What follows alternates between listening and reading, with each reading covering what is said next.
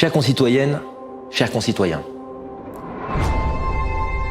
si je m'adresse à vous aujourd'hui par le biais de cette vidéo quelque peu informelle, c'est que nous sommes désormais à quelques jours d'une échéance éminemment importante, celle des élections territoriales des 20 et 27 juin prochains.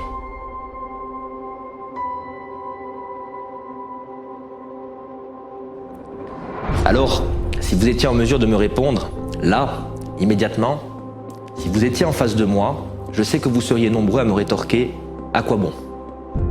À quoi bon se mobiliser, feindre l'espoir de lendemain meilleur, s'engager pour une cause qui nous dépasse et dont nous n'avons guère l'impression d'être les bénéficiaires? Comment se sentir concerné, investi par ces débats parfois fumeux, souvent théoriques, quand il nous semble si rare d'en apercevoir la moindre concrétisation?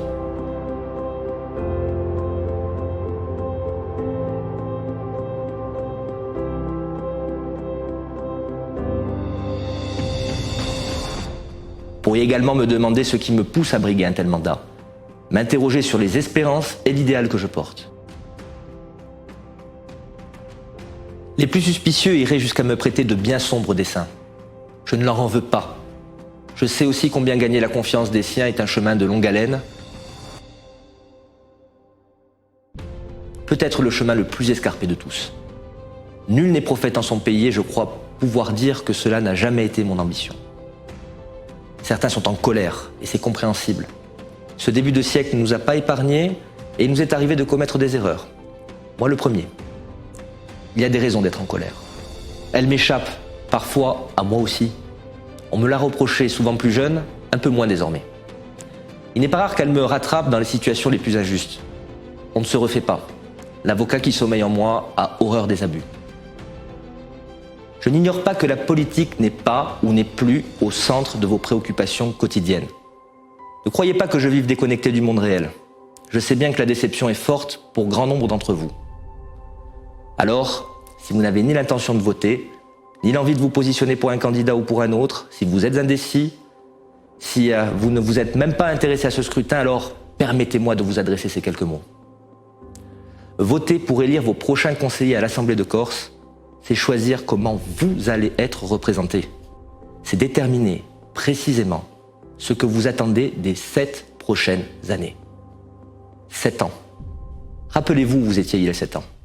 Mesurez le chemin parcouru, les obstacles, les échecs, les succès, les réalisations que vous avez menées avec plus ou moins de chance parfois, de soutien peut-être, de courage, toujours.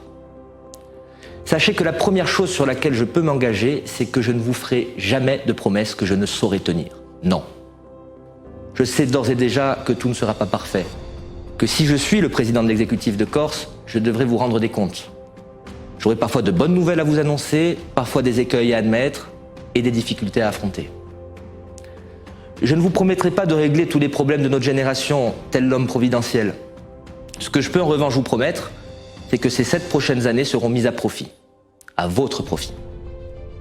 Dans la gouvernance d'abord, car il est temps de rendre le pouvoir à nos territoires et de faire confiance à nos élus locaux. Nous devrons aussi renouer un dialogue sérieux et constructif avec l'État, car rien n'est pire que la politique de la chaise vide. Je vous propose d'affronter avec lucidité les problèmes qui minent notre quotidien. Pouvons-nous accepter de demeurer dans l'échec en matière de déchets, d'énergie, de transport ou encore d'urbanisme? Notre état d'esprit, c'est le consensus, la réconciliation, car nous voulons une Corse apaisée. Pour ce qui me concerne, je veux être le président de l'exécutif de tous les Corses. En cela, ce sera déjà un changement. La méthode, c'est celle du rassemblement, car rien ne se construit seul. La Corse doit offrir à ses enfants des conditions de la réussite, de l'émancipation personnelle par le travail, l'effort et la valorisation des énergies positives. Mesdames et messieurs, la Corse mérite qu'on se grandisse, qu'on se surpasse, qu'on se dépasse. C'est l'offre que je vous soumets.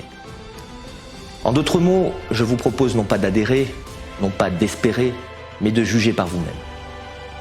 La confiance s'acquiert, elle ne se demande pas. Qui la mérite n'a nul besoin de la réclamer. Je vous remercie.